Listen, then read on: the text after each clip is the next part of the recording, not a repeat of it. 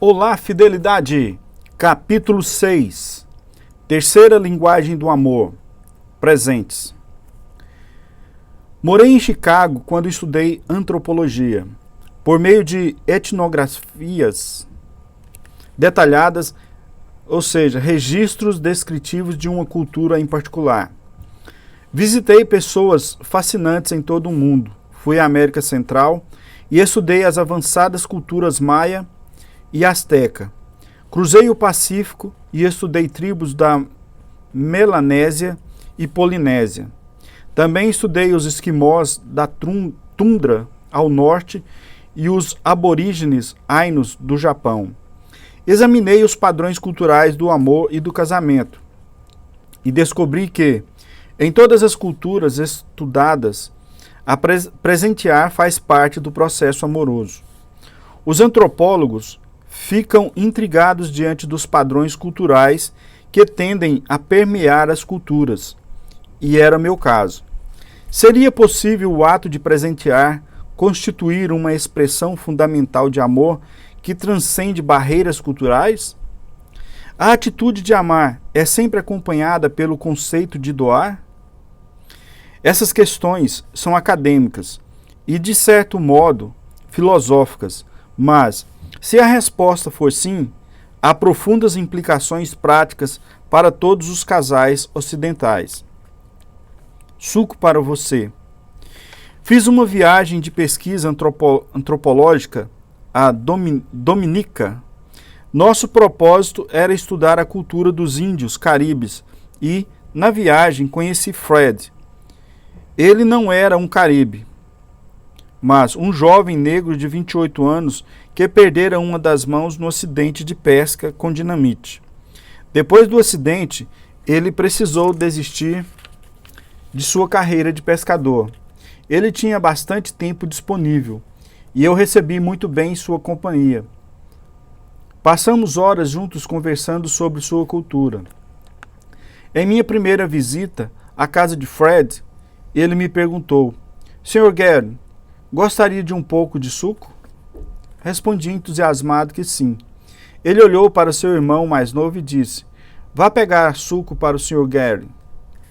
Seu irmão se virou, saiu pelo piso de chão batido, subiu num coqueiro e desceu com um coco enorme.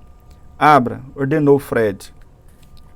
Com 3 movimentos rápidos de facão, seu irmão abriu o coco, deixando um buraco triangular na parte de cima. Fred me passou o coco e disse: Suco para você. Estava tarde, mas bebi tudo mesmo assim, pois sabia que era um presente de amor. Eu era amigo dele, e para os amigos oferece-se suco. No final das semanas que passamos juntos, enquanto me preparava para deixar a pequena ilha, Fred me ofereceu um último símbolo de seu amor. Era um galho torto de quase 40 centímetros que ele havia tirado do oceano. Pelo impacto das rochas, tornara-se macio como seda. Fred disse que o galho era encontrado nas praias de Dominica havia muito tempo, e ele queria que eu o levasse como uma lembrança da bela ilha. Ainda hoje, ao olhar para o presente, quase posso ouvir o som das ondas do mar caribenho. Não é, porém, apenas uma lembrança de Dominica, mas sim uma recordação de amor. Um presente é algo que você pode segurar nas mãos e dizer: olhe, ele estava pensando em mim, ou ela se lembrou de mim. É preciso pensar em alguém para presentear. O presente em si é um símbolo desse pensamento. Não importa se custa dinheiro. O importante é que você pensou na pessoa. E não é apenas a intenção do pensamento que conta, mas o pensamento expresso pelo presente oferecido como expressão de amor. As mães se lembram dos dias em que seus filhos lhe trouxeram flores colhidas no jardim e as presentearam. Sentiram-se amadas, ainda que seja uma flor que não queriam ver colhida. Desde os primeiros anos, as crianças são inclinadas a dar presentes a seus pais. Outro possível indicativo de que presentear é algo fundamental para o amor. O presente é um símbolo visual do amor. A maioria das cerimônias de casamento inclui o ato de dar e receber alianças.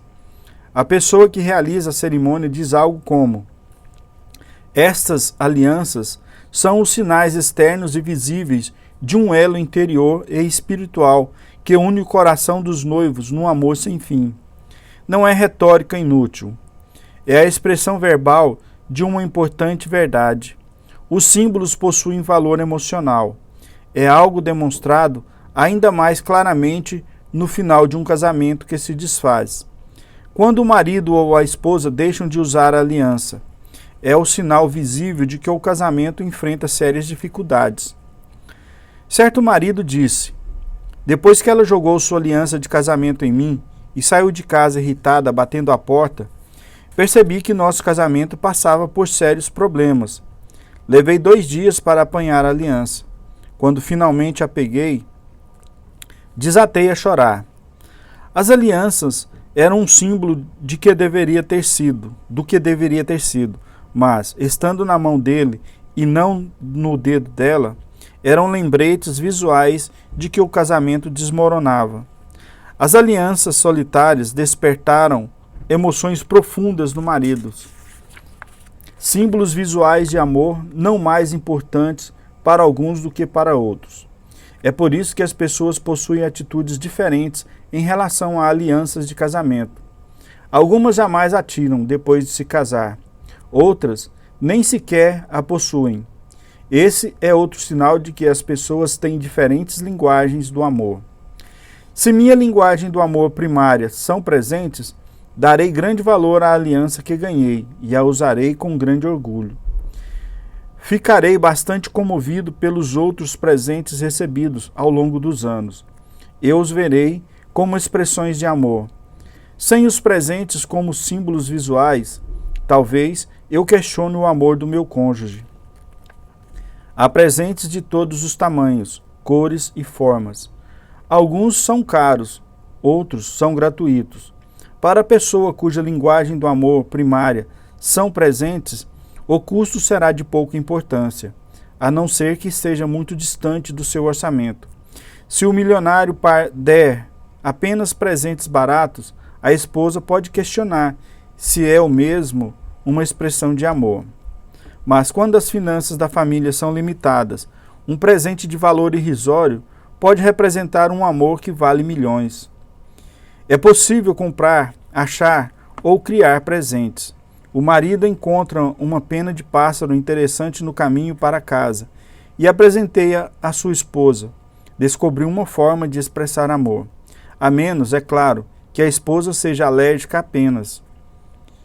Para o marido com condições, a esposa pode comprar um belo cartão por preços módicos. Para quem não tem condições, é possível fazer um de graça. Pegue papel do cesto de lixo de seu trabalho, dobre-o ao meio, recorte um coração com a tesoura e escreva: eu amo você. E assine seu nome. Presentes não precisam ser caros, mas o que fazer quando a pessoa diz: não sou de dar presentes, não recebi muitos presentes durante a infância, não aprendi a escolher presentes, não é natural para mim. Parabéns! Você fez a primeira descoberta sobre como tornar-se um cônjuge dedicado. Você e seu cônjuge falam linguagens do amor diferentes. Agora que fez essa descoberta, proponha-se a aprender sua segunda linguagem. Se a linguagem do amor primária do seu cônjuge são presentes, você pode se tornar um especialista em presentear. Na verdade, essa é uma das linguagens do amor mais fáceis de aprender. Por onde começar?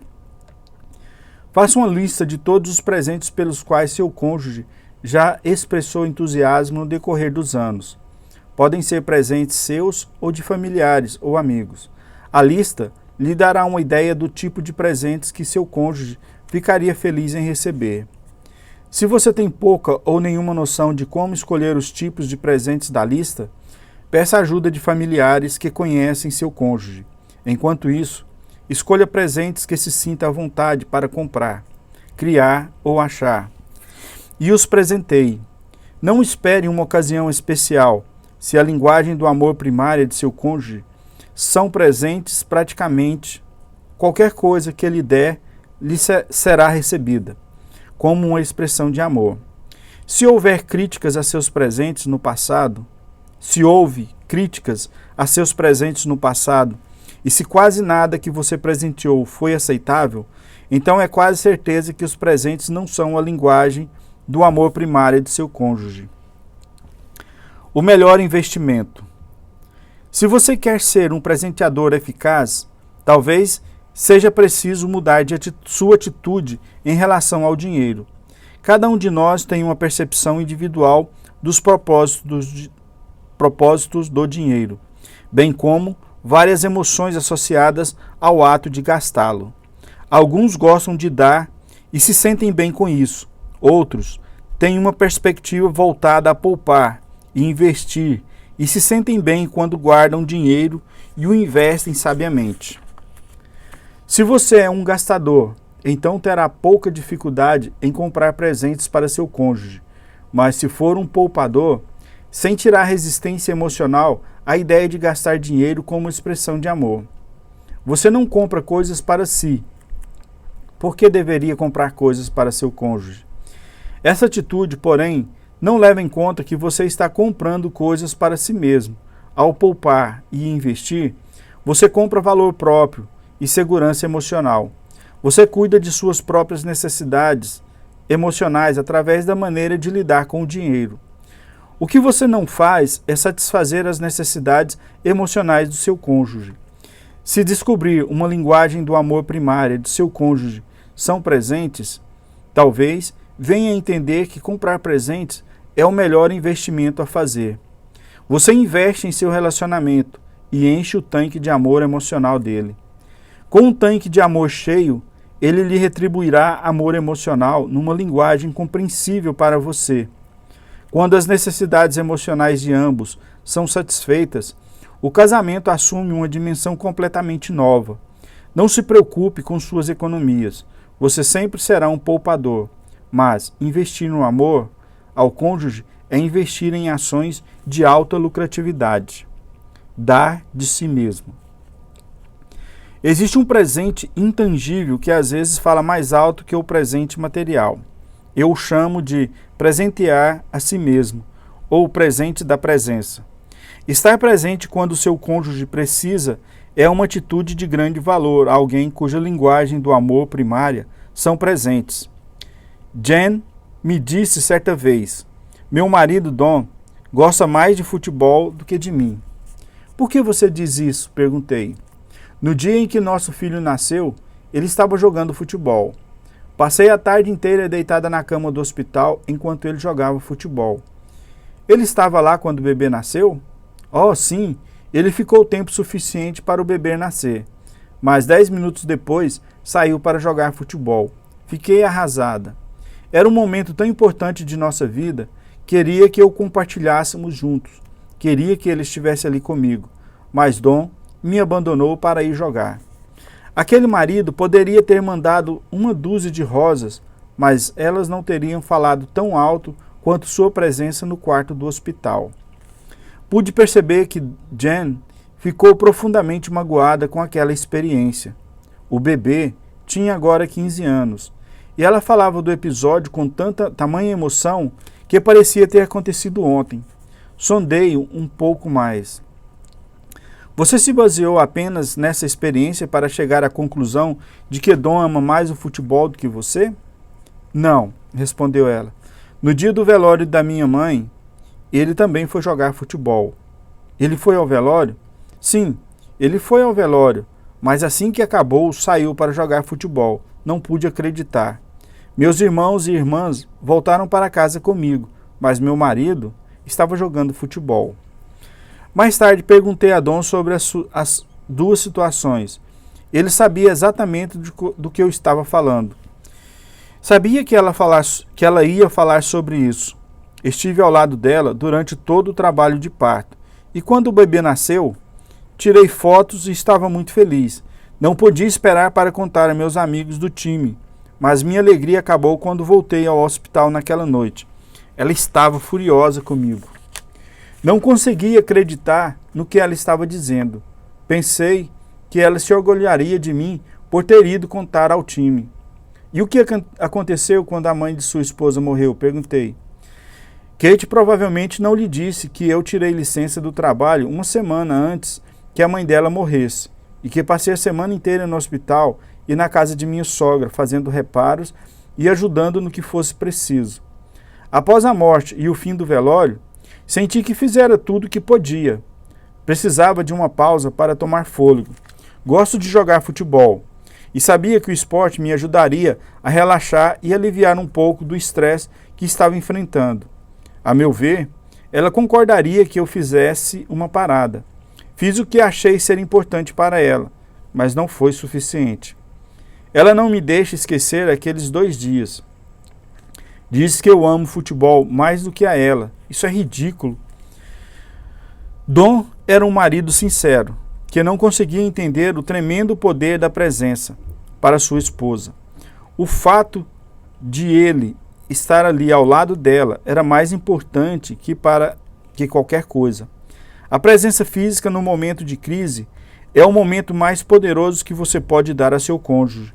Se a linguagem do amor primária dele forem presentes, sua presença física se torna o símbolo do seu amor. Remova esse símbolo e o senso de amor se evapora. Durante o aconselhamento, Don e Jen trataram as feridas e as mágoas do passado.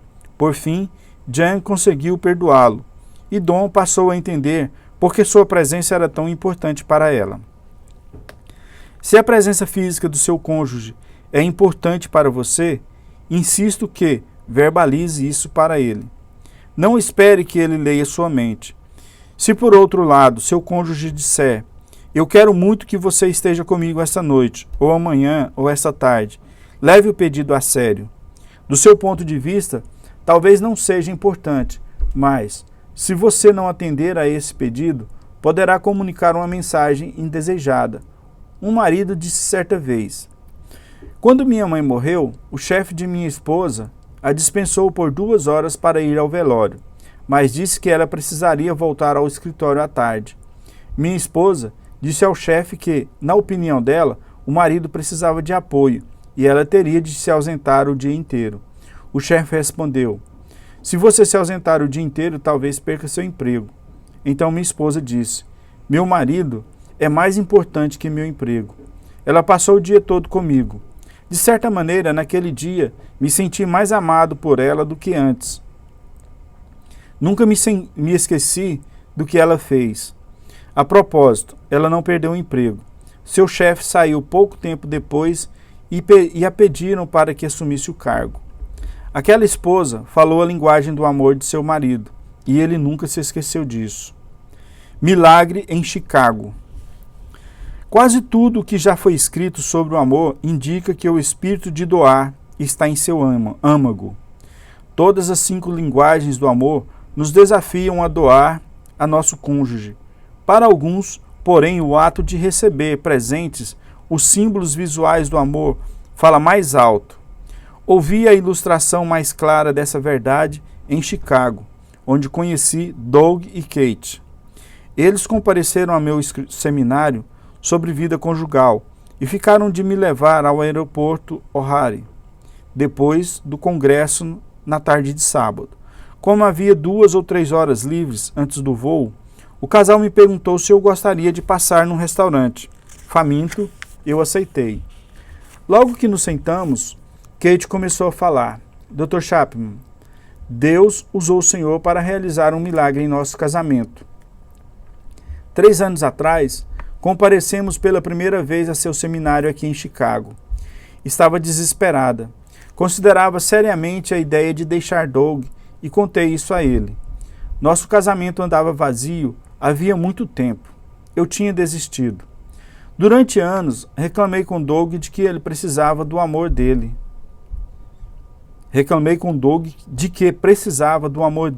Mas ele não reagia. Eu amava nossos filhos e sabia que eles me amavam, mas não sentia nada da parte dele.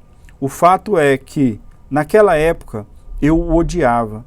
Ele era uma pessoa metódica, tinha rotina para tudo. Era previsível como um relógio, e ninguém conseguia interromper sua rotina. Por muitos anos tentei ser uma boa esposa. Fazia tudo que, a meu ver, uma boa esposa deveria fazer. Fazia sexo porque sabia que era importante para ele, mas não me sentia amada. Achava que ele deixara de demonstrar interesse por mim logo depois que nos casamos, e não me dava mais valor. Eu me sentia usada e desprezada. Ela prosseguiu. Quando falei com Doug sobre meus sentimentos, ele riu de mim e disse que tínhamos um casamento tão bom quanto qualquer outro da vizinhança. Ele não entendia por que eu estava tão infeliz. Lembrou-me de que as contas eram pagas. Tínhamos uma bela casa e um carro novo. Eu tinha liberdade para trabalhar fora ou ser dona de casa e deveria estar feliz em vez de reclamar o tempo todo. Nem sequer tentou entender meus sentimentos. Eu me senti totalmente rejeitada. Mexendo no copo de água e se inclinando para a frente, continuou. Enfim, participamos de seu seminário de 3 anos atrás. Não sabia o que esperar e, francamente, minhas expectativas eram mínimas. Não achava que alguém conseguiria transformar Doug. Durante e após o seminário, ele não disse muita coisa. Parecia ter gostado. Disse que o senhor era engraçado, mas não conversou comigo sobre nenhuma das ideias apresentadas no seminário. Não esperava que ele o fizesse, e não pedi que comentasse. Então, naquela tarde de segunda-feira, prosseguiu. Ele chegou em casa do trabalho e me deu uma rosa. Onde você conseguiu isso? Perguntei. Comprei de um vendedor de rua, disse ele. Achei que você merecia uma rosa. Comecei a chorar. Oh, Doug, que doçura de sua parte. E o que aconteceu depois? Na terça-feira, ele me ligou do escritório, pouco depois do horário do almoço, e perguntou o que eu achava de pedirmos uma pizza para o jantar. Ele disse que eu talvez apreciasse a ideia de não preparar o jantar. Respondi que a ideia era maravilhosa, e assim pedimos uma pizza, e nos divertimos juntos. As crianças adoraram a pizza e agradeceram ao pai. Dei um abraço nele e lhe disse que havia gostado muito daquilo. Quando chegou em casa na quarta-feira, continuou. Doug trouxe um pacote de biscoitos para cada filho e um pequeno vaso de flor para mim. Disse que sabia que a rosa morreria e achava que eu poderia gostar de ter algo que durasse mais tempo. Estava começando a achar que ele havia enlouquecido. Não conseguia acreditar nas coisas que Doug fazia, nem no porquê delas. Então, na noite de quinta, depois do jantar, ele me deu um cartão com uma mensagem sobre o fato de ele nem sempre ser capaz de expressar seu amor por mim. Mas esperava que o cartão comunicasse quanto ele se importava. Ele sugeriu: por que não contratamos uma babá na noite de sábado e saímos só nós dois para jantar? Eu respondi que seria maravilhoso. Na sexta-noite, ele passou numa padaria e comprou os biscoitos favoritos de cada um. Mais uma vez, ele nos fez uma surpresa, dizendo apenas que havia uma sobremesa especial. E não acabou por aí. Kate continuou seu relato. No sábado à noite, eu estava nas nuvens. Não fazia ideia do que havia acontecido com Doug, nem se aquele comportamento duraria, mas estava gostando de cada minuto. Depois de nosso jantar no restaurante, eu lhe disse: Doug, você precisa me dizer o que está acontecendo. Não consigo entender. Ela olhou para mim atentamente e disse: Dr. Chapman, o senhor precisa entender uma coisa. Este homem nunca tinha me dado uma flor desde que nos casamos. Não me dera um cartão por qualquer ocasião que fosse. Ele sempre dizia: é desperdício de dinheiro. A pessoa olha o cartão e o joga fora. Saímos para jantar apenas uma vez em 5 anos. Ele nunca comprou nada para as crianças e esperava que eu comprasse apenas o essencial. Nunca pediu pizza para o jantar. Esperava que eu preparasse o jantar todas as noites. O que estou dizendo é que essa foi uma mudança radical em seu comportamento. Olhei para Doug e perguntei: o que você respondeu no restaurante quando ela perguntou o que estava acontecendo? Ele respondeu: eu disse que eu tinha ouvido sua palestra sobre as linguagens do amor no seminário e percebi que a linguagem do amor dela eram presentes. Também percebi que fazia anos que não lhe dava nenhum presente, talvez desde a cerimônia de casamento. Lembro-me de que, no namoro, eu lhe trazia flores ou outros presentes pequenos, mas depois de casados, imaginei que não teríamos condição de fazer isso. Disse a ela que havia decidido lhe dar um presente por dia, durante uma semana, para ver se isso provocaria alguma diferença nela. Tive de admitir que vi uma enorme diferença em sua atitude durante a semana. Doug continuou. Disse a ela também que o Senhor estava certo ao dizer que aprender a linguagem do amor correta era a chave para ajudar a outra pessoa a se sentir amada. Pedi desculpas por ter sido tão insensível durante todos aqueles anos e por ter deixado de suprir sua necessidade de amor. Disse a ela que a amava muito e que gostava de todas as coisas que ela fazia por mim e pelas crianças. Prometi que, com a ajuda de Deus, eu seria um presenteador pelo resto da minha vida. E qual foi a reação de Kate? Perguntei. Ela me disse: mas Doug, você não pode me comprar presentes todos os dias pelo resto de sua vida. Você não tem condições para isso. E eu respondi: bem, talvez não todo dia, mas pelo menos uma vez por semana. Isso daria 52 presentes a mais por ano do que os que você recebeu nos últimos 5 anos. E quem disse que vou comprar todos eles? Posso até fazer alguns. Ou quem sabe, seguir a ideia do Dr. Chapman e na primavera pegar rosa do jardim da frente. Então Kate se pronunciou. Creio que ele não falhou uma semana sequer nos últimos 3 anos. Doug é um novo homem. Você não acreditaria no quão felizes temos sido.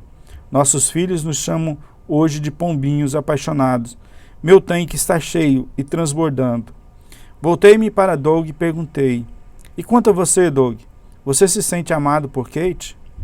Ah, eu sempre me senti amado por ela, Dr. Chapman. Ela é a melhor dona de casa do mundo. É uma excelente cozinheira.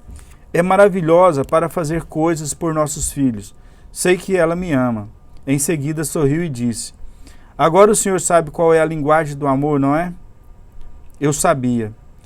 E também sabia porque Kate havia usado a palavra milagre. Os presentes não precisam ser caros, nem precisam ser ofertados semanalmente. Mas, para algumas pessoas, porém, seu valor não tem nada a ver com o dinheiro, mas sim tudo a ver com o amor. Bem, agora é sua vez. Pense em todas as formas de presentear um ao outro, mesmo que as finanças estejam apertadas. Se a linguagem do amor do seu cônjuge são presentes, primeiro, faça um desfile de presentes. Deixe uma caixa de bombom pela manhã, mande entregar flores à tarde, dê um presente à noite. Quando o seu cônjuge perguntar o que está acontecendo, responda: estou apenas tentando encher o seu tanque de amor. 2. Deixe a natureza ser seu guia.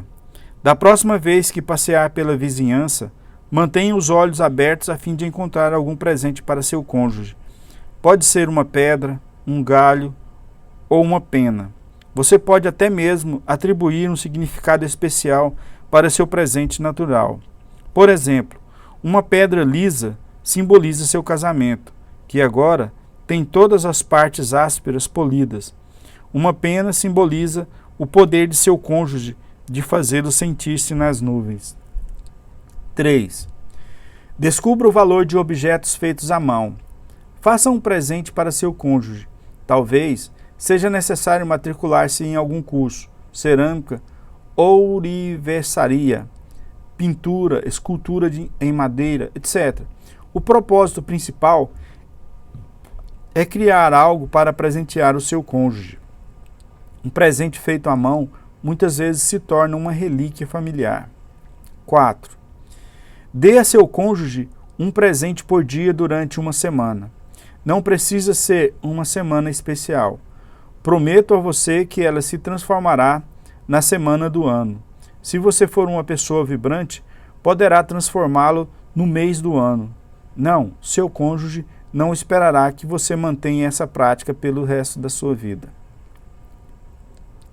Crie um caderno de ideias para presentes. Sempre que ouvir o cônjuge dizer, gosto muito disso, anote no caderno. Ouça com atenção e você formará uma lista extensa que servirá como guia quando for escolher um presente. Para manter a lista atualizada, olhem juntos alguma loja de compras online. Recorra aos serviços de um personal shopper, um especialista em compras. Se você realmente não faz ideia de como escolher um presente, peça a um amigo ou a um membro da família que conhece seu cônjuge para ajudar.